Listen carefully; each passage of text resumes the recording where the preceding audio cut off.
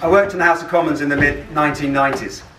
And I'll let you into a secret. I worked for John Major in 1995. I've never been tribal about my politics. He was Prime Minister. I was working on a cross-party basis, and he had a leadership election against John Redwood, and I wasn't going to pass up the experience. I know how the Tories work, and I know what we've got to do in order to make sure they don't take those green votes off us, because this is the threat. This is the threat that we face, and we have to take it head on. I first went up against Jeremy Paxman in 1997 on Newsnight, and I regularly been at that level of media for 18 years. I know how to communicate. And I think I also know how to campaign. I've taken the Green Party where I live from 8% to 30%. I haven't taken a safe seat as a councillor in Lambeth. I've worked for everything we've got in Lambeth and built it up from the grassroots. I want to do that in every borough. Every borough party needs a strategy. I want to go from 4 councillors to 40 in 3 years' time. From 4 to 40, the London elections is the route by which we do it.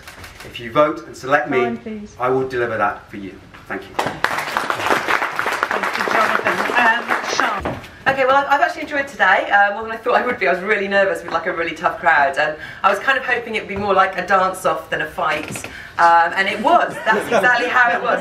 I would not be worried about any of these candidates standing up and being our mayoral candidate next year, and I really hope that they are all high on the Assembly list with me. But I am here to say that I want to do this job. I mean, I've done it before. I came out of it alive, and it was an amazing experience. I have learned so much from that experience, and I can do the same again. I am a radical. I do have radical policies for London. You know, I'm like Caroline, I'm not scared to tell drivers that we need to do something about their traffic. I can be credible though. I can win over the Federation of Small Businesses and national newspapers. And I really, really hope that you'll put your faith in me to do a good job for you again next year, because I would genuinely have the time of my life. And thank you very much. Cheers. Thank you very much.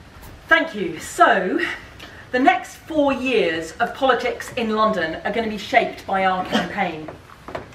It's going to be a chance for us to reach out to Londoners across the capital in ways we probably haven't yet even imagined. Now, our London Assembly campaign is not just about what the Green Party can do for London, it's about what our campaign can do for the Green Party. We've got to learn from community campaigning, organise, involve members new and old, work with more communities, connect the work of the London Assembly members with that of local parties, and build our capacity for winning elections.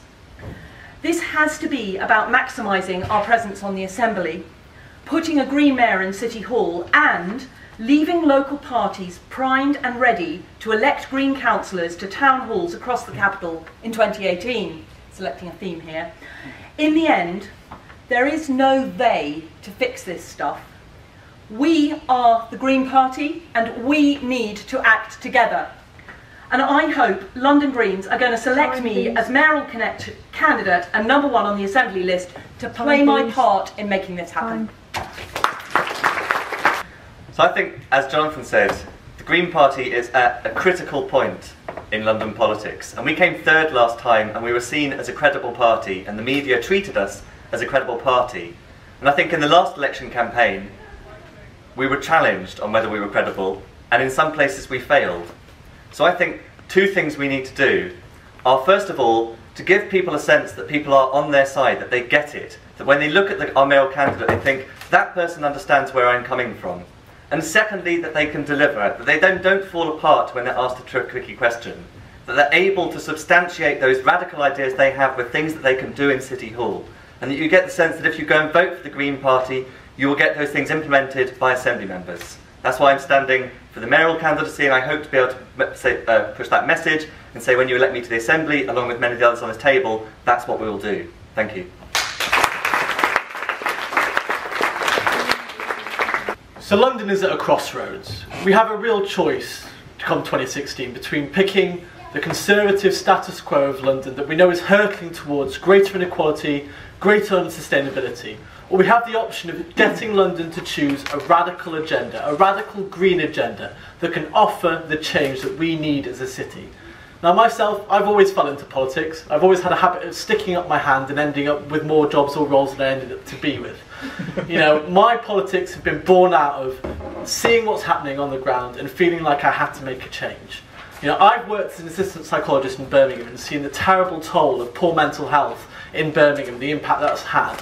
I've worked as a campaigner to try and get PSHE, inclusive PSHE, into schools and successfully got academies to reverse Section 28 in schools. As a campaigner, I got Pride in Birmingham instituted for a real protest rather than it being a corporate dance. I've got a track record of achieving and speaking out to communities that we need to speak out to. And I think I've got the life story to talk about it authentically. And I think we need to choose a politician that doesn't look like a politician. So I'm standing here as the candidate before you.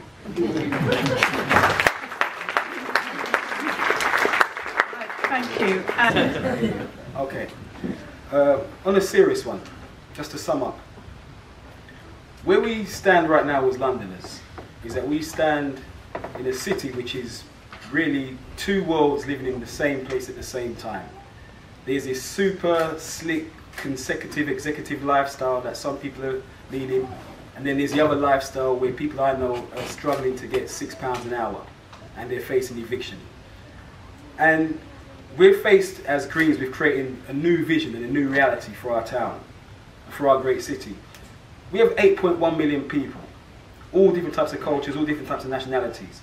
And out of those 8.1 million people, those who could vote of voting age, 55% of them didn't vote for anyone at all.